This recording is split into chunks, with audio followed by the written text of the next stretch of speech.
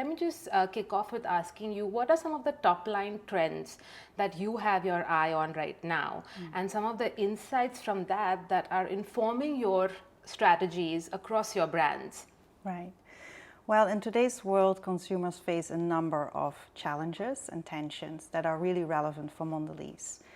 The world is more divided, there is a lot of stress.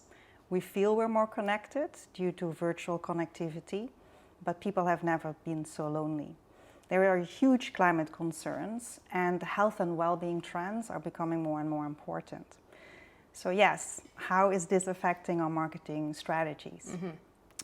Fundamentally, the needs for snacking haven't changed that much. I mean, people still search for a snack to fuel their energy, to treat themselves, you know, to comfort or to share with others during Diwali with Cadbury, or when they come out of school and have an Oreo with their kids. But we do see some changes how consumers approach our category. The perspective on indulgence is changing because it's becoming part of self-care more than just a frivolous treat. People want to treat themselves mentally, emotionally, without feeling the guilt. And this has only been accelerated due to COVID and stresses of economic uncertainty. So at Mondelēz, we are challenging ourselves to reimagine the future of snacking through our brands, with an emphasis on innovation, creativity, and commerce. Innovation is important, not just to grow share, but also to grow the category and the pricing power of our brands. Our brands are very well known, as you know, especially Cadbury in India, for creating those positive emotions of joy and pleasure. But at the same time, we see opportunities for innovation to bring new sensorial delight, more mindful indulgence with less guilt, addressing those holistic well-being needs.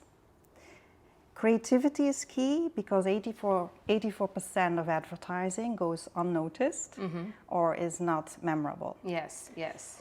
I mean, you know this as well, brands compete with life. And sometimes the biggest threat is not another product or service, is, you know, us being invisible. So we encourage our marketeers to come with big ideas that cut through the clutter, that are relevant for consumers. Right. And last but not least, commerce, which is going through big change due to the revolution of mobile phones in our hands. Absolutely. Because of data and technology, a lot of the marketing experience can now be translated into commerce experiences, reducing the gap between brand building and driving sales. So we are going to integrate commerce in our marketing approach to help consumers get the right snack at the right moments wherever they are. Influencer marketing has been growing by leaps over the years, and I mean, all over the world, all brands, you know, use influencers. But we've also seen a kind of a bit of a pushback over the recent years, and there has been, of course, some criticism of influencer marketing. There have been situations. There's more scrutiny. And we're talking about regulations in a lot of markets. We've seen it in Europe, of course, and back in India as well. What is your sense of the influencer marketing ecosystem right now? And when you work with influencers, what are some of the things that you have to be mindful of, especially now? Has that changed over the past few years? Brands that are winning tap successfully into modern pop culture, and influencer marketing is definitely a key part of our brand building to keep our brands modern, topical, and also to surprise and excite our fan base. A great example is probably Oreo. Oreo's purpose is to connect the world through playfulness. And we've had very successful partnerships with Lady Gaga, where we had a pink Oreo. But also, I would say, IP influencers like Batman or Xbox. The latest one is Blackpink, a partnership with Blackpink in Southeast Asia, where this limited edition Oreo created unprecedented access to the artist. You know, they got, you know, consumers got exclusive content, personalized messaging, and a chance to meet for a meet and greet. So finding the right influencer is a little bit like finding the right partner, I guess. You need to share similar interests, and most critically, you need to align on values. If you only select an influencer because that influencer is trendy, or or if it serves a specific marketing task, it's risky because you can harm brand equity, ultimately your business. So aligning on values is critical. At Cannes, of course, artificial intelligence.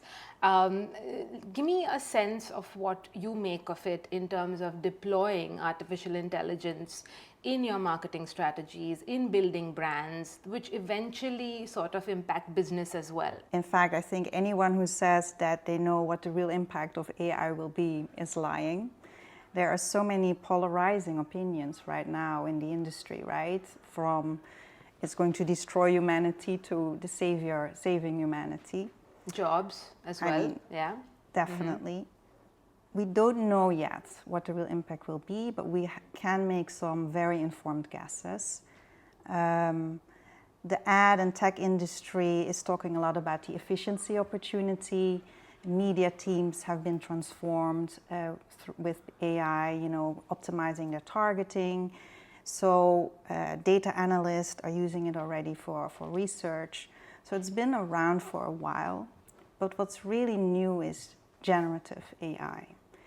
And despite the efficiency opportunity, I'm genuinely excited about the creative opportunity that Gen AI can bring us. Whether it is creating Nike stores in Mars, or how would a collaboration between Louis Vuitton and Toblerone look like? We might be going to concerts where songs are being born from prompts.